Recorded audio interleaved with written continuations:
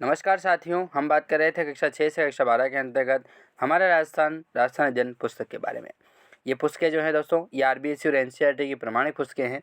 तो 100% मान के चलिए कि आपको गारंटी के साथ, दावे के साथ मैं कह सकता हूँ कि आगामी कोई सी भी प्रतियोगी परीक्षाएं हो, कंप्यूटर एग्ज़ाम कोई सा भी हो, चाहे आपका सीईटी, एलडीसी, पटवार, ग्राम सेवक, वीडियो एलडीसी, कोई सा भी एग्ज़ाम हो, चाहे आरएस मेंस तक का हो गया, आपके रीट भर्तियाँ हो गई, शिक्षक भर्तियाँ जो भी है, second grade, first grade, REET level, first level, second level, कोई भी एग्ज़ाम हो जिसमें राजस्थान सामान्य ज्ञान अर्थात राजस्थान जीके का प्रश्न पूछे जाते हैं, तो आप 100% निश्चित हो जाइए यदि आप ये सीरीज़ पढ़ रहे हैं तो, क्योंकि इस सीरीज़ से ही आपको प्रश्न देखने को मिलेंगे, ये मेरी गारंटी है।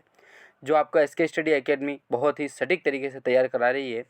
तो जल्दी से जल्दी सेशन को आप पूरा पढ़िए, शुरू से मैंने आपकी प्लेलिस्ट दे रखी है डिस्क्रिप्शन में, वहाँ से जाकर के आप एक एक क्लास को पढ़िए। यदि आप ये पीडीएफ लेना चाहते हैं तो हमारा टेलीग्राम ज्वाइन कीजिए, या फिर हमारे ऐप पर भी उपलब्ध है, जहाँ जिसका लिंक आपको डिस्क्रिप्शन में मिल जाएगा। वहाँ से जाकर के आप इस ऐप को डाउनलोड कीजिए और वहाँ पर नोट्स वाले ऑप्शन में आपको ये पीडीएफ जो है वो प्रोवाइड करा दी जाएगी। तो दोस्तों इस तरीके से है, यदि आप चाहें तो इसको जितना चाहें उतना आप पढ़ सकते हैं, तो बहुत ही इम्पोर्टेंट होने वाली है। चलिए शुरू करते हैं। हम बात कर रहे थे कक्षा 8 का जो पुस्तक है हमारा राजस्थान, उसके बारे में हम बात कर रहे थे, जिसके अंतर्गत आज हम पढ़ेंगे अध्याय नंबर 6 जिसका नाम है परिवहन और पर्यटन। राजस्थान के क्षेत्र में जो पर्यटन और परिवहन के नाम से प्रश्न बनते हैं उनके बारे में हम सटीक तरीके से बात कर लेते हैं आज। आगामी प्रतियोगी परीक्षाओं में किन प्रश्नों की संभावनाएं क्या क्या है, कैसे प्रश्न पूछे जाएंगे आपको, उस तरीके से हम बात करेंगे। तो चलिए शुरू करते हैं अध्याय नंबर 6 जिसका नाम है परिवहन और पर्यटन। इसमें पहला प्रश्न महत्वपूर्ण आता है कि किसी किसी क्षेत्र की रक्त वाहिनियाँ कहा जाता है। अच्छा, किसी क्षेत्र की जो रक्त वाहिनियाँ उसे किसको कहा जाता है, तो वो कहा जाता है परिवहन को। ठीक है, जिस तरीके से अपनी रक्त वाहिनियाँ अपने शरीर को मजबूत करती है, उसी तरीके से परिवहन जो है वो भारत की इकोनॉमिक्स को मजबूत करते हैं, परिवहन क्षेत्र। इसीलिए सड़कों का निर्माण किया जाता है, रेल मार्गों का निर्माण किया जाता है, हवाई मार्ग का निर्माण किया जाता है। फिर बात करते हैं स्वर्णिम चतुर्भुज योजना में कौन कौन से महानगर शामिल किए गए हैं।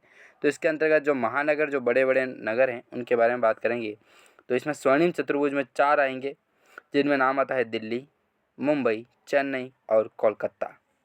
ये 4 जो महानगर हैं इनको स्वर्णिम चतुर्भुज के अंतर्गत जोड़ा गया है। जो स्वर्णिम अर्थात बहुत ही बड़े लेवल पे जो महानगर है, जिन पे बड़ा ट्रांसपोर्ट का काम चलता है, तो जो भारत के जो भी बड़े बड़े महानगर हैं उनको यहाँ पे इसमें सम्मिलित किया गया है। कनेक्टिविटी जोड़ी गई है, दिल्ली से मुंबई, मुंबई से चेन्नई, चेन्नई से कोलकाता। इस तरीके से एक स्वर्णिम चतुर्भुज का निर्माण किया गया है सड़क मार्ग के द्वारा। फिर प्रश्न आता है तीसरा कि स्थल पर लंबी दूरी की यात्रा के लिए कौन सा परिवहन सबसे सस्ता है।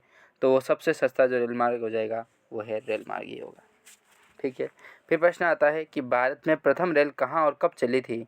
तो 1853 में महाराष्ट्र के मुंबई से उठाने के बीच चली थी।